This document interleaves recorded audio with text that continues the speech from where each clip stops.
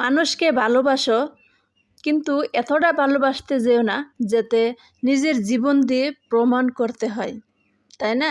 যেমন ধরেন আলবি আর হচ্ছে ইকরা, তাদের ভালোবাসাটা যেমন ইকরা জীবন দিয়ে তার প্রমাণ করে দিয়ে গেল, কিন্তু এটা হচ্ছে ইকরার একটা বোকামি, কারণ সে ভালো স্ত্রী হতে পারলো কিন্তু ভালো মা হতে পারেনি।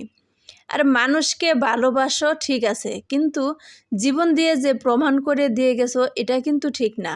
কারণ তোমার আলবির হচ্ছে একটা সন্তান, ইকরা সন্তান, দুজনে মিলে একটা সন্তান। এই সন্তানের এখন কি হবে? সে তো হচ্ছে চলে গেছে তার জীবন নিয়ে, কিন্তু এ বাচ্চাটা হচ্ছে এখন রিজিক, তার হচ্ছে জীবনে একটা দায়িত্ববান মার প্রয়োজন বা একটা মানুষের প্রয়োজন। এখন সে মাকেও পাচ্ছে না, বাবাকেও পাচ্ছে না, তার কি অবস্থা? কিন্তু চলে যাওয়ার আগে ইকরা একবার ভাবা উচিত ছিল যে তার সন্তানের কি হবে। হয়তোবা তার স্বামী অন্য কারোর হবে, সেটা সে মেনে নিতে পারছে না বা সেটা তার ভালো লাগছে না, কিন্তু একবারও তো সে ভাবেনি যে সে চলে গেলে তার সন্তানের কি হবে। ইকরা তো ধরেন বড় ছিল, সে একটা কোনো কিছু করে খেতে পারতো বা থাকতে পারতো, চলতে পারতো, কিন্তু এটা তো সে একবারও ভাবেনি যে আমি চলে গেলে আমার বাচ্চার কি হবে। আমার বাচ্চা তো ছোট, না সে নিজের দেখভাল করতে পারবে, না সে নিজের দায়িত্ব নিজে নিতে পারবে, না সে কি করতে পারবে, কিন্তু নিজে স্বার্থপরের মতো বাচ্চাকে ছেড়ে সব কিছু ছেড়ে চলে গেল। কিন্তু যাই হোক, তবে আল্লাহর ইচ্ছা ছাড়া গাছের পাতাও নাকি লড়ে না, মানুষ অনেকেই বলে, তো এটা কিন্তু সত্য। কিন্তু এটা হচ্ছে সবচেয়ে বড় কথা যে তার মরণ এভাবে ছিল বিদায়, কিন্তু যে কোনো কারণে বশত হয়তোবা সে চলে গেছে।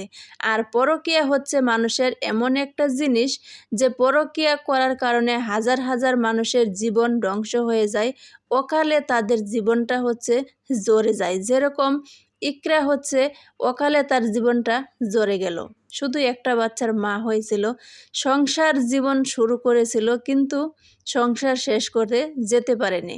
তো যাই হোক, পরকীয়ার কারণে হচ্ছে মানুষের জীবন অধপতনে শেষ হয়ে যায়, পুরো পথটা মানুষ চালিয়ে যেতে পারে না। তো পরকীয়া না করলে মানুষের জীবনটা সুন্দর হয় না।